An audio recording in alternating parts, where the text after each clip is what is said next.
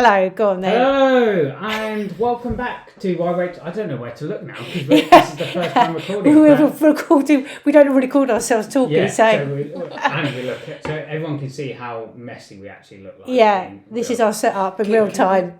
Can they see everything? Yeah, they can see everything. Yeah.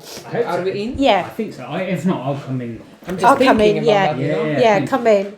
You're right, Harry. Right. But so we have a special guest. If you haven't already heard, this is Nelly. Yay! Nelly from Great British Bake Off. Nelly Ghaffar. Nelly Ghaffar. Yeah, Nelly Ghaffar. Thank you so much. Thank you for coming in, Nelly. Really, really appreciate it. Honestly, so great. I have known I first met Nelly 17 years ago. And I was her English tutor when you first came over from Slovakia. Yeah. And hadn't seen Nelly for a very long time. I used to love teaching Nelly, by the way. She was a great student, great personality, always. I always look forward to our lessons because I'd always know we'd have a laugh. And be honest, it was very rare that I look forward to a lot of my lessons because it was teaching's hard work. But we lost contact, unfortunately, obviously, as you do, with life and everything. And then the next time I saw you, Nelly, was when you were on Great British Bake Off. And I was watching the show and I suddenly was screaming, wasn't I? I thought something really bad happened because I was like, oh my God. I said, there's Nelly! I think I might have been cooking or something. And I was like, what? Come rushing in, is everything okay? And you're like, no, and I was like, what? You didn't have that. I couldn't even say because Dad was going as well. What? I mean, it's Nelly. Because I'd come home and I used to Paul knew straight away when I said Nelly because I used to talk about you. I said, I've got this great student. She's lovely. She's funny. I look forward to our lessons. So Paul knew automatically who I was talking about. And I said, she's on Great British Bake Off. I was like, oh my God. And so obviously you were, I mean, I like Great British Bake Off, but you were the main attraction for me. Oh, yeah. And in so many ways, not because just us, but everybody, everyone. you shone completely. We do like Bake Off, we like the principle and stuff, but if there's not people that are personality charismatic or if there's not likeable people on there, it's very easy to just we won't watch it this year, but every time we tuned in was just to see you. It was to see you. When you left, I was absolutely, as a lot of people were, because I saw from, obviously your account and that everybody coming in saying, oh my God, you've lost like the best character, whatever, it's the only reason ever that's been on it. And it was the same, Andy was a good character as well, wasn't he? He was a very, very charismatic, funny. Happy birthday, Andy. Yeah. It's his birthday today. Oh, is it? Happy birthday, Andy. Happy birthday. But both of you, like I said, were the main draw. And I'll be honest, especially because Andy went before you, didn't he? Yeah.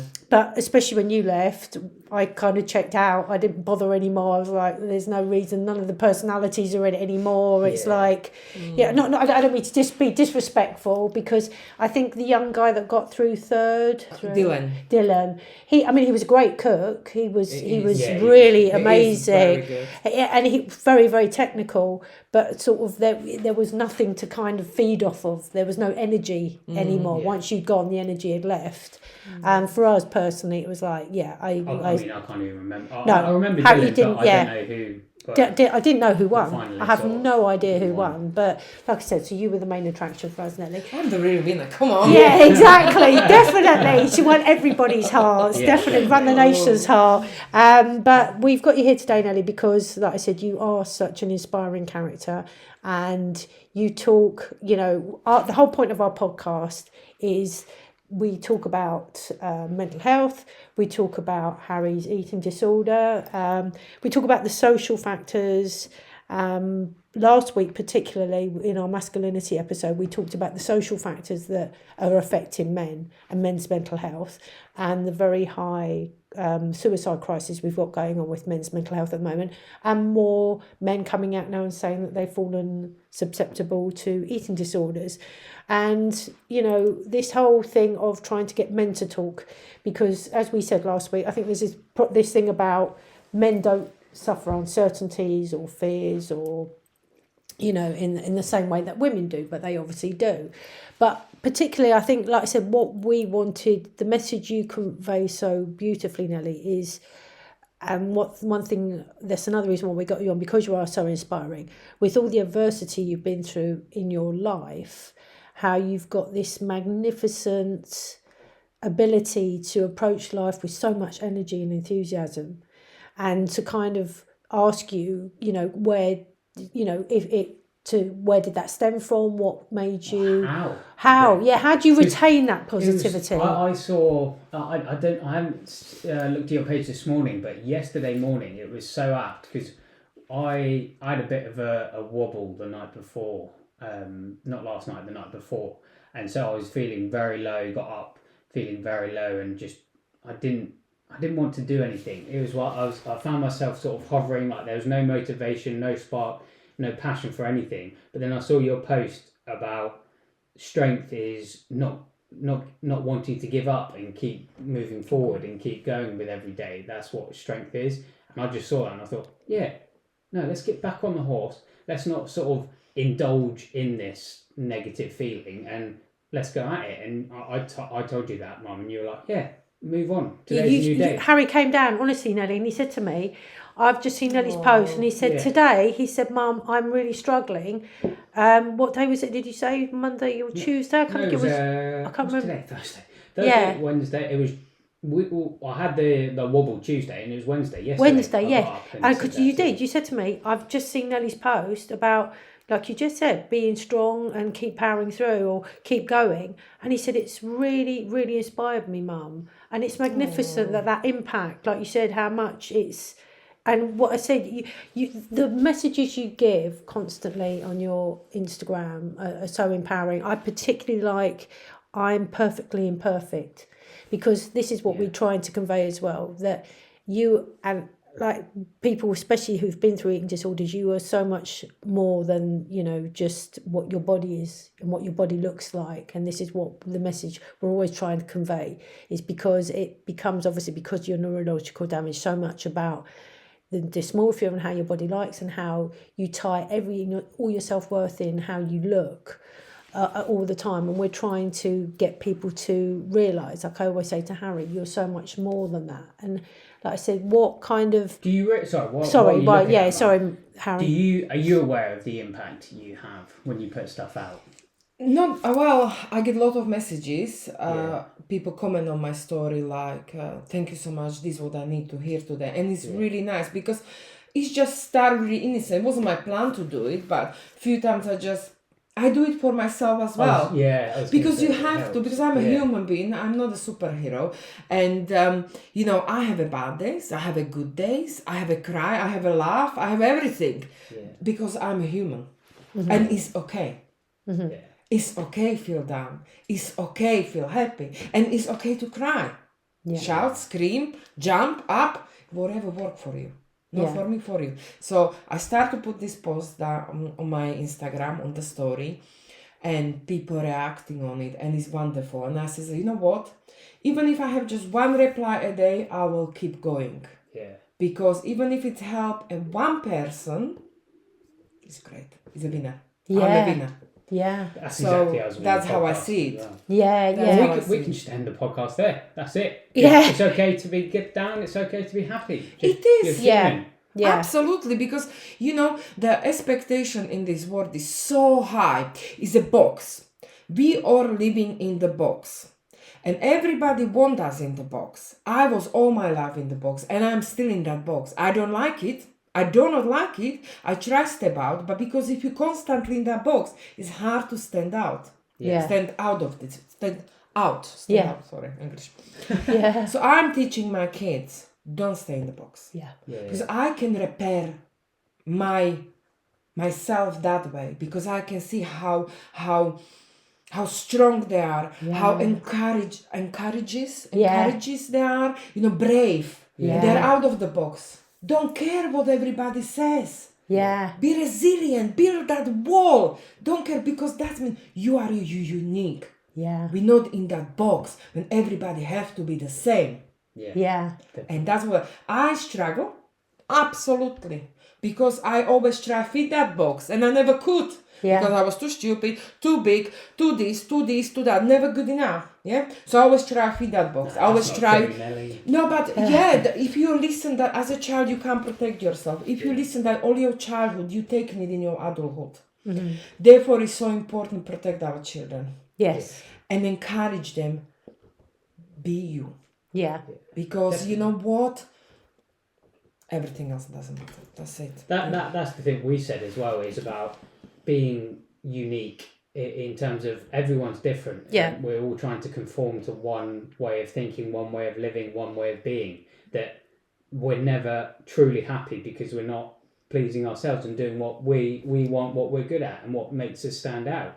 And that's where society falls down, especially with social media. It's very difficult. And you know, when I was a child, I was thinking it was hard, but now I can see the pressure is really, really hard on children. You can see girls, boys, it doesn't really matter. You know, they try to be the perfect girls and perfect boys. And, you know, if you think, you know, every other person is using, what is it called? On the phone, beauty cameras. So of course I can look beautiful through the beauty camera. Oh my gosh, I can be amazing. But then you meet me in real life and say, who is that? Is that right? I say no, she's more beautiful in real life. No, but you see that like Photoshop. Yeah, filtered. Yes, filters, it's just like, I don't want that for my child. I don't want they wear you know, I mean, if my son wanna wear a makeup because men's wear a makeup, that's all totally. great, you know, no problem. But I want him first, do it because you wanna do it for yourself. Yes. Because you think, okay, I have a wrinkle here, so I wanna cover it because I don't like it. I don't like it. Yes. Yeah, but not because, oh, my friend doesn't like me because I have a wrinkle. That's not a friend. No. Yes. That's not a friend. The thing is, Nelly, though, I raised you two with the same message. I always said, don't follow the crowd. Don't be a sheep. Don't follow the crowd. There's only one you, and there will only ever be one you. But this is where you lived like that as well. And I lived like... If you remember Mum, she was like a parrot. Different colour hair. Always coloured. I mean... And everyone would say, oh, what colour hair has your mum got today? And it was always... You always reinforce that through your actions, but unfortunately, you couldn't protect everything. The vacuum of social media. I think that was the nail for a lot of, not just because of what, as we've said, how you're neurologically wired and how you read the world, which is like Lily said. Lily said, well, I was bullied, but I said, well, get lost, you lot. You know, if they called me fat, I would say, well, you're ugly or you're stupid. And Lily was a lot more resilient, whereas you went body blow, and kind of absorbed it. Yeah. And I didn't realise this was going on with Harry because I kept saying verbally, no, it's okay. You know, you step out from the crowd, and not knowing that you were getting sucked into this vortex, especially through social media. What I was being fed every day started to drown out what you were saying effectively. Yeah, exactly. And that's what I mean, Nelly. How do you monitor that with your boys? Or is it because, like you said, it's just keeping that conversation going? I mean, maybe, like I said, that's where the slipperiness came in. I'm trying to think back now, because as a mother, we do this and think, right, how did I contribute to this? What did I do? What was going on? Like I said to you last time I saw you, Nelly, I was working, I was studying, I had the kids, and maybe I didn't put that time aside. I was going to say, I think... Took my eye off the ball. I think the thing was social media became more of a thing as I was younger, so I don't think you as a parent were really too aware of the dangers, whereas now, Nelly, you are, aren't you? Yeah, I suppose it was still, in the... Not necessarily filtering their social media, but just telling your kids... Look, what you do see on social media is a load of rubbish and it's fake. Yeah. But you weren't aware. I wasn't aware. What I was looking at was so just rubbish, fake stuff. I think that's the thing, Nelly. I think possibly, like you said, it's got to a stage now. Like you said, it was in the nascent stages, wasn't it, of that point with social media and the influence, the grip that it had. Because I thought Harry was looking at videos of people playing, because you didn't have PlayStations and stuff. I didn't want Harry to have PlayStations and be distracted. So what he was doing, I thought, instead, was watching other guys play PlayStation on his... So I was thinking, oh, he's just watching other lads play PlayStation and watching, not realising you were looking at obsessively at body influencers and what they were telling you, what you shouldn't eat, what you should eat, and you were and then the algorithm picked up on that, and he was being bombarded with that totally. And And I just had no idea he was getting sucked in that way. Because No idea. Because I'm aware of it with social media. I'm not going to deny my kids the access to social media or to have a platform, because equally it can be so beneficial in other ways. But I have the awareness now where I'll be like, look, be careful what you do. Look, don't believe everything you look at straight away on face value, because of how dangerous and how fake it can be. Like I said, the beauty cameras, Photoshop, misinformation, disinformation. It's just, it can be very negative. But that's not to say I'm going to deny them social media. But I think what you access. because I want Nelly to say here, because I said she's. You obviously have raised. I watched, like I said, your videos. I follow you on Instagram. Two beautiful boys, two beautifully open, kind, loving boys.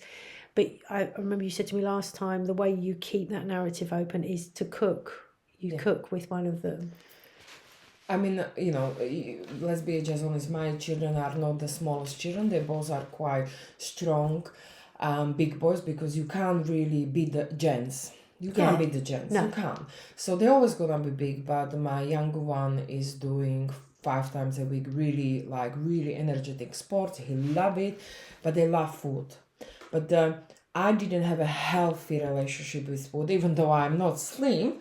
But believe me or not, I didn't, because of my childhood, what I went through. There was days when I didn't have nothing to eat, and there are days when my father make me to eat.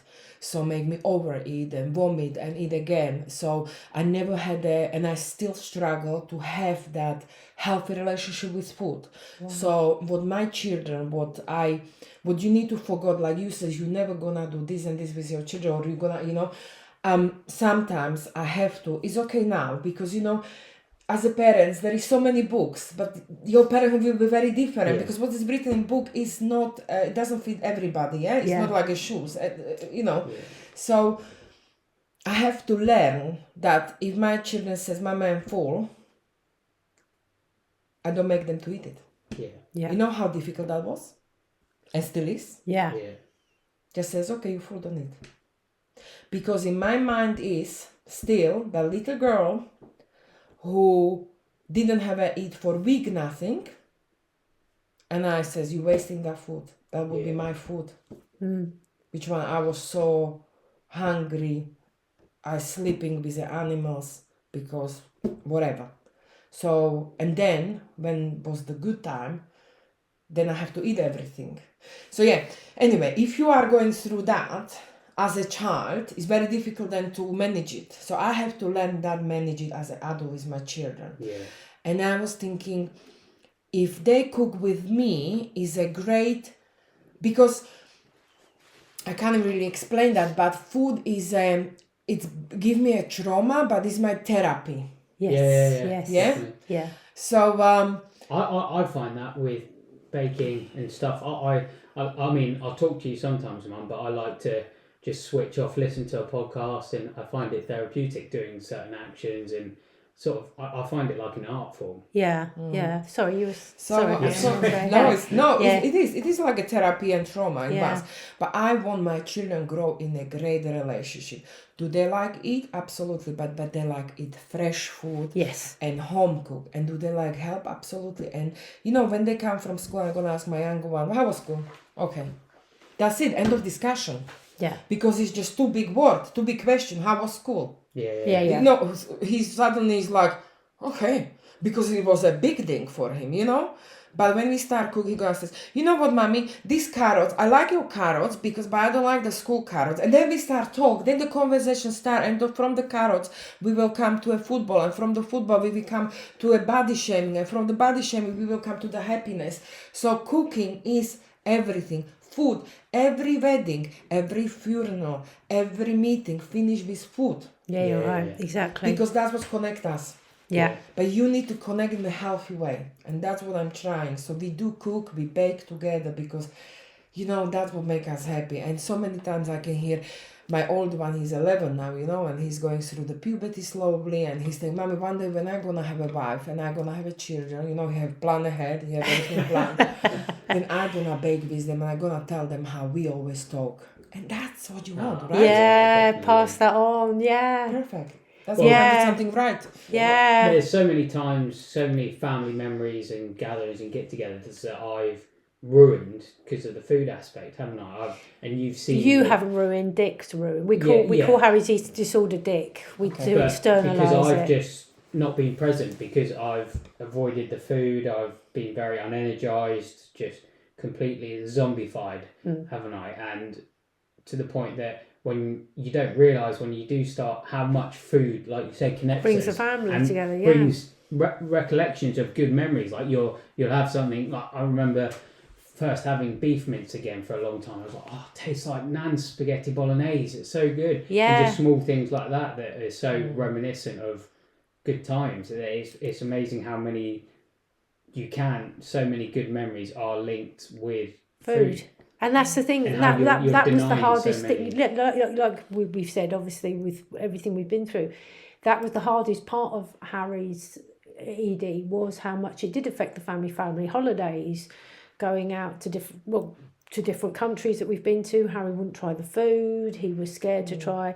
And this was going from a young boy who loved his food, and we loved our food as a family, and we loved travelling, we loved trying different experiences, and suddenly you were on shutdown from all that, and it was painful because whenever we went on holiday, we had to go to, the first thing we had to do, wherever we were in the world, we had to go and find a local supermarket where Harry could buy food that was low calorie, everything, as safe, as we call safe foods, that Harry could actually eat. And a lot of the time it was predominantly lettuce, yogurt, low calorie yogurts, if he could get any kind of alternative. Otherwise that kind of restricted us where we went as a family. And then that was I remember as well, we couldn't, like, I don't know how you approach family holidays, but recently we'd be like, we can just pick a restaurant, can't we, when it comes to the end of the day, and we'll go here and we'll find something that will work. Whereas before it was like, you had to do a recce of wherever we were going. What restaurants are within the vicinity that I can eat, look at the menus, see what I can have and can't have.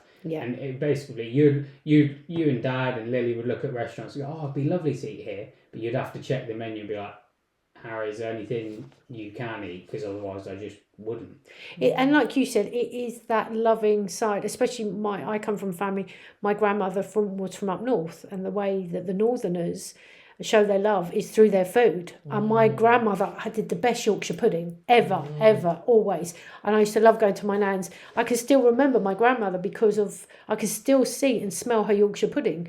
And it was the thing that bonded us all as a family, and it's such a bonding experience. Yeah. And this is why I always try to say to you, the hardest thing, I said, don't demonise something that brings so much joy, and like you said, brings the family together and connection. Do you cook with both your sons? Or? Yeah. They both love it. Would you cook, as in bake, or like properly cook? Cooking as well. Like my older one is more in baking. I mean, he did cook for us as well a couple of times already. Is he good? Yeah.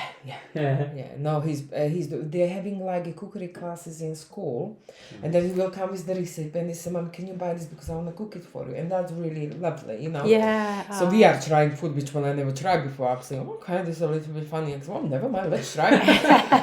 No, he's not that really, again. I don't really like much fish, and they do quite a lot of fish in the school. Yeah, I know it's not good, but I do cook fish for kids. I do because it's good for them. Yeah. And my younger one, he like everything tasty, so he doesn't really like hard. He will eat it, hot dog and everything, as long as flavor. But he loves salmon because salmon is quite strong flavor. Yeah. But I don't like because it's strong flavor. I like fish, which one is not fishy. Yeah. Fish and chips, just the butter, you know. Yeah. So it's very different. But my son, he cook, and my younger one will come, and like yesterday, what I was cooking yesterday, I was doing risotto for them. So he come just from school and said, "Mama, can I stir it?" I said, "Yes, you can." So he's 7 only, so I need to be careful with cooking because it's a fire that he doesn't burn. You know, when you cook, it's more dangerous. So the baking is easier because you kind of are away from the oven, and I do the oven, but when you cook I need to be careful. But he like flip the pancakes and stir a little bit and chop. Pancake days coming up, isn't it? Are they both lucky though that like I said, they've got quite a good friendship group and they have quite a good experience of school? My older one, he is He have a lot of friends, but I wouldn't say he have a best friend. Right. He's very friendly and he is very likable in the school. He have a lot of friends, but he's different. Mm-hmm. And when you're different, that's where you struggle because you don't fit the box. Yeah. So he will come home and he will say, I have a bad day, or, But as you know, we have a Louis, we have a dog. Yeah, he's lovely. Because I think he need a best friend. Yes. And if you can't find a best friend in a human, you can always have a best friend in an animal. Yeah. So, and I think that's really great therapy for Yeah. him. When he have a bad day, he will come, and Louis is a sausage dog, so he's really lazy. And he just loves to sit down on the lap and just be stroked, Yeah. Yeah. And that's the therapy for my older one. Yeah. So it took us a long time till we did get him, because I was worried, like if something, hopefully nothing gonna happen to the dog. I just knock on the table. Yeah. Because he's so emotional child. I think he would really struggle if something would happen to him. Yeah. I was, if I would get even he's 6, then by the time he's teenager, you never know what happened with the dog. Hopefully not. I think in the teenage years is the toughest time in life, I believe. Yeah, that was when Harry's ED developed. So he need a best friend. He needs somewhere to come home, because, yes, I'm his best friend. He's telling me that. But sometimes you just need somebody who's only listening, not talking back. Yes, you're right. Yeah, And exactly. that dog does that, right? Yeah. And then these eyes are looking at you. Yeah. And the ears, and when he cries, he will lick his tears off. Ah, yeah. I can't do that. Yeah. It would look a bit dodgy if I do that. So I hope that this is a great resolution so far. Yeah. But yeah, he's. I've never had I never had a best friend. I sort of had like closer friends. I had a friendship group, and then I had like 3 closer friends. But I felt, to say a best friend, it was like putting them on a pedestal. I just didn't feel like one was a better friend than the other. It was just like I trust all 3 equally, and will rely on all 3 of these equally. Where are they now? Not my friends anymore. Well, do I have friends now? You do. I think a lot of just completely. I might have remained friends with them. I don't know. A lot of what Harry I just isolated myself. Yeah, he isolated, and also what Harry experienced. A lot of his trigger was at school, was his peers isolating him out. The group kind of followed, as we put it in one of our other episodes. The group followed the stronger individual in the crowd, which they do as teenagers. Nobody wants to be the Not just a outsider. teenager. Yeah. Even in adulthood, if you see right. that. Exactly, you're right. Nobody wants to be, when the strong person in the group says this is going to happen, a lot of the group go, okay, I don't want to be isolated out. So I think with the time, as it went on, Harry understood that as he grew up, that they were selecting, it was a survival tactic, that they selected to go with the stronger person in the group.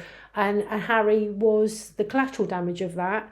But obviously that contributed to you feeling unworthy and not understanding why he was being isolated out. He just saw that it was his friend's rejection. He couldn't see, if this is like I said in the past, and if he could have spoken to me openly about that, I could have explained to him what was happening with that dynamic. It was a load of teenagers, hormones going, scrambling to be, I don't want to be left out. I don't want to be the one that's left out. Harry, if you get pushed out, mate, that's your problem. I'm going to stay with the stronger group.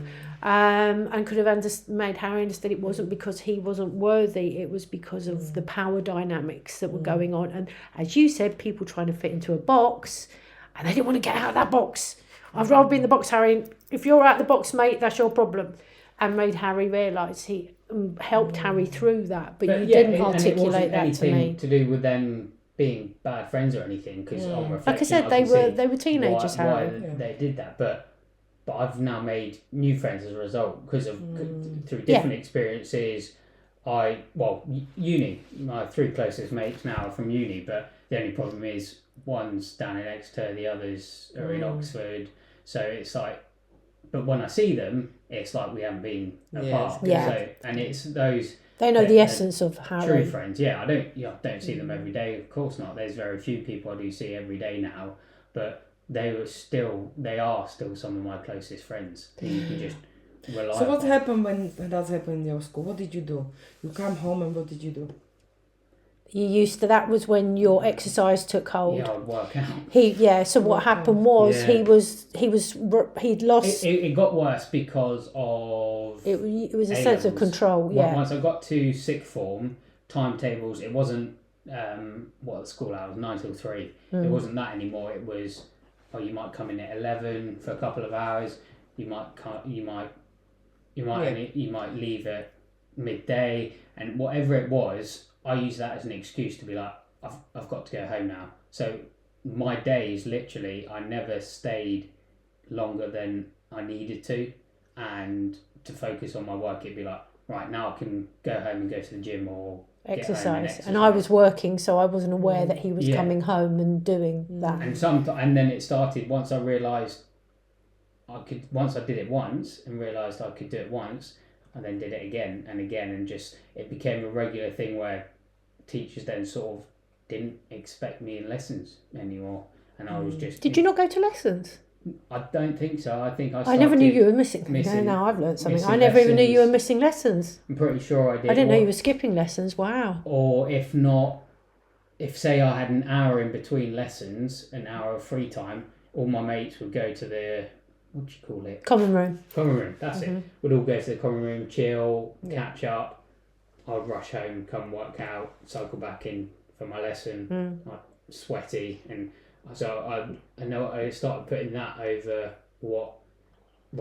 say my mates, they were with that group, so it was very hard to mingle and be a part of it. I tried to initially, and I was just sort of in the background, really. The thing is, it became a false sense of control for Harry, because another incident, as we've talked about in our other podcast, and then became my form of validation. he was bullied at school for his weight, which he never told me about when he was young.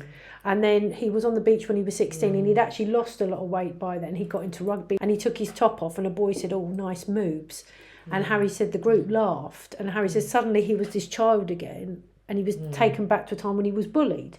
And he said because the group laughed, he thought, I must be overweight. So it was landmines that Harry stepped on along the way that triggered everything. Yeah.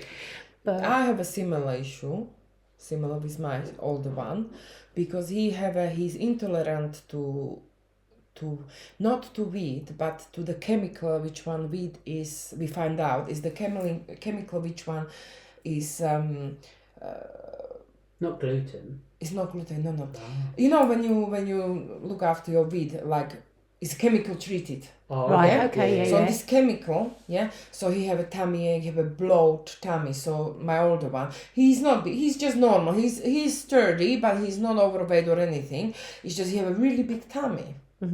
Because that's what that does. If I now bake a bread at home and or use organic flour, then it's better. I can see the difference. Anyway, but that's just out of these things. But what I want to say is just he is as well. But I I always says, oh well, just they jealous because you look so good, or like try to build up his self-esteem. Yeah. But that doesn't work. That doesn't work. So what I'm doing now, and it is really hard for a mother, because I just want to go there and just because I tell you a story about what my mum did. because you feel like that, because you want to protect them. Yeah. So now I'm gonna say, so who did it? He's gonna tell me who did it, and then I'm gonna say, so did you have a bad day, or whoever is it? So I don't know. Did you ask her? He says no. I said, why not? Because maybe she's shouting for help. Exactly. Yes. Well, so, and I know it's hard. You can't save a word. No. Because everybody we have issues. Yes. Everybody had a problem at home. Regardless, we all going through ups and downs. Yes. But if I learn my son, teach him that person was not kind to you because he's struggling at home. Yes. He have a more understanding. Yeah, definitely. He doesn't have the hate, because negativism is easy spread. Yes. And it stay and it eats you from inside. Yeah. But if you show them this way, he actually feel better even about himself. Yes. Because he believed this way, that person did it not because I have a big tummy, because had a bad day. The mom, dad, whatever is the issue in there, Yeah. And he feel like, oh, I feel sorry for her now. Mommy, now I feel really sorry for her. Yeah. I says, you do not need to feel sorry for her because you can't save the world. Yeah. But you can help her if you want to. If you can't help her, if you don't want to help her, you just need to walk away and think about this. You need to feel about, like, have an understanding and empathy for her or him, whoever is it. Because it doesn't work when I say, oh, it's jealous. But this is easier to say. It's easier to say, oh no, you're right, you perfect, you just beautiful how you are, just she's stupid, he's stupid, or whatever. It's easy to say. But to sit down and explain this is longer. Yeah. It's work. You're right, lovely. And that's the thing. Do you know what, Nelly? That's the thing. And I think, Harry, I think in my head, when I look back, that's what I was doing. But because look up there, I always say people only rain on your parade when they're sick of their shade. That I've even got a plaque on the wall that says, "Thieves only steal from." But thieves don't steal from empty houses. They only want to take what they see in you that they want, something that they want. Yeah. But also, it wasn't just that. I think I do remember saying that to you. They're jealous, but I also do remember saying to you, like when Harry used to go when he was young, he wanted to play in the park that was next to the graveyard. And when he was about 8, all his friends played in the park, and we were the parents that said, no, you're not going to the graveyard because teenagers hung out there. There was a lot of the police used to turn up, and he wouldn't.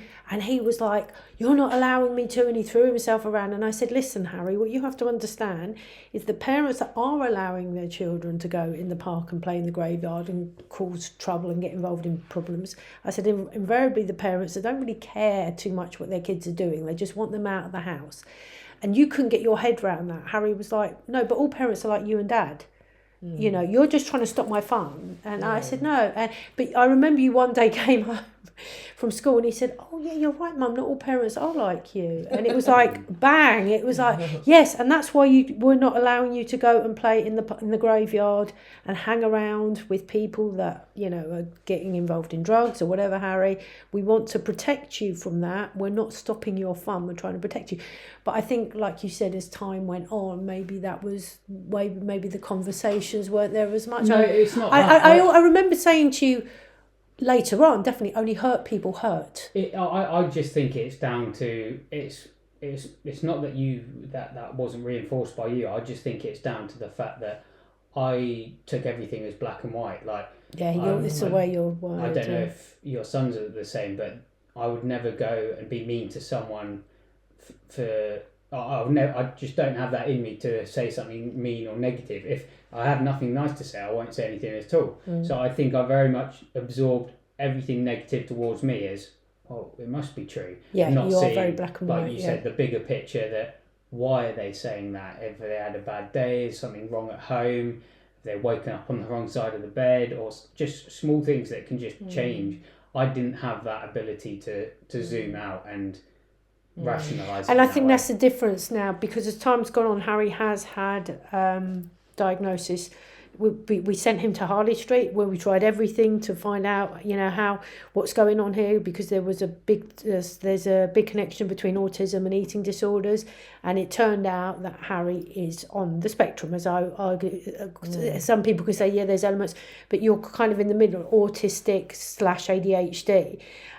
That for us, if only we'd had that diagnosis earlier, to be honest, Nelly, if we could have known way earlier about autism and the way that Harry, we knew when he was very young, he saw everything black and white. And sometimes we would laugh because it became a bit of a running joke, because Harry was like, you know, why did the chicken cross the road to get to the other side? Harry would start asking, why was it a chicken and not an elephant? And we would be like, what? And the way you viewed stuff, but we had no idea. Recordings of me going, why is this? Why is that? Yeah, always why. And now, if we'd had the autism diagnosis, it would have helped us understand why Harry, when I was saying things to Harry, it was just going, because Harry was like, his mind's, no, but they said that, Mum. So they must mean it. It must mean, Harry, the autistic side of Harry needs to have an answer to everything. It has to be closed. It has to be. Yeah. There's no nuance. Yeah. Harry finds it very difficult to understand that nuance. But I mean, you know, I love our philosophical debates, but I hate it at the same time when I'm just like, oh, there's no answer to it. but it's helped us so much, Harry, having that diagnosis and knowing that for us hugely. Yeah, and I because think then that's one of the things. I'm able to now differentiate between what I'm managing, what is actually just me and the way I'm wired versus what I'm working against and trying to fight with my eating disorder. It's like, oh, okay, actually I behave in that way because of my ADHD and autism. I like routine and I like things in place. There's nothing wrong with that. Not trying to completely tear up the manual book and start doing everything spontaneously and completely freaking myself out and not knowing what's going on. The diagnosis, not understanding who you are, means you understand that the world works differently to the way you understand it and how you process that now. This is the therapy that he's having. She's helping Harry understand what is Harry and his ADHD autism tendencies and what is the eating disorder to help Harry navigate the world. So, but I mean, to be honest, Nelly, because I know obviously, thank you so much for your time, Nelly. We can't thank you enough, and we could speak all day, couldn't we? Yeah, I'm sure people want to. Well, they do want to, not us, but Nelly, because you've said so much. Yeah, so much. So it's amazing. phenomenal, and what we want to get across now to people listening is, please listen into and follow Nelly on Instagram because she is amazing. Honestly, if you need a tonic, everybody, if you need a tonic and you need support and you're feeling a little bit, having a day where you're struggling, listen to Nelly because she's phenomenal. I mean, you know, you say so many wonderful things. Like I said, I'm perfectly imperfect. You give all these great sayings and aphorisms like, one of them not so long ago was, you say to your boys, you can't be responsible for making everybody happy. And that is that is such a powerful way to look at things, because like you said, you can't, that is the importance, like you said, of getting out of the box, because people will try and box you in so much. I think it's very important if you have a children. Yes. When they ask you, Mom, do you like this? Don't answer. Yes. Just say what you like about it. That is fantastic. I love that. That's the last thing what I'm gonna say. Yeah. And also, not everybody in the world is a good person. Yes. And don't make it for your children or even as an adult. Don't make excuse, because you're gonna meet in your life bad people as well. Yes. That's what I say always do. I try to explain when somebody hurt my children why they didn't try to be positive, but I also always says sometimes there are just people who don't gonna like you whatsoever reason, and that's okay. Yes. You just walk away. Yes. That's it. That's it. Yeah. So, yeah. That's a perfect way to end it, Nelly. Thank you so much. Thank you so much, Nelly. Well, honestly, we could have ended it after 5 minutes when you said that amazing thing at the beginning. But yeah, honestly, Nelly. Please follow Nelly on Instagram. And thank you so much, Nelly, for coming today. Honestly, I cannot thank you enough, because what you've said is phenomenal. And this will help so many people, like I said. And if you're having a bad day, seriously, you've got to follow Nelly. You really have to follow Nelly. And also, just to reinforce that, if you are having a bad day, you're only human as well. Absolutely. It's okay to feel that. Yeah. As long as you get up next day and the sunshine is out, that's what matters. Exactly. And sometimes it's I always say, when you fall down, you don't need to stand up. But if you just crawl, it's okay. Because next day you're gonna walk. Yeah. And it's everybody's piece, isn't it? Some people can just get up and walk and run, and some people can't. Sometimes they just stay there for days. But as long as you try and you just crawl a little bit, and then you walk and then you run again. Fantastic. That's a great way to end it. Yeah, thank you so much, Nelly. Thank you so much for coming. Bless you. Thank you. Welcome. Take care. Thank you. Bye. Bye. And remember, why wait to change?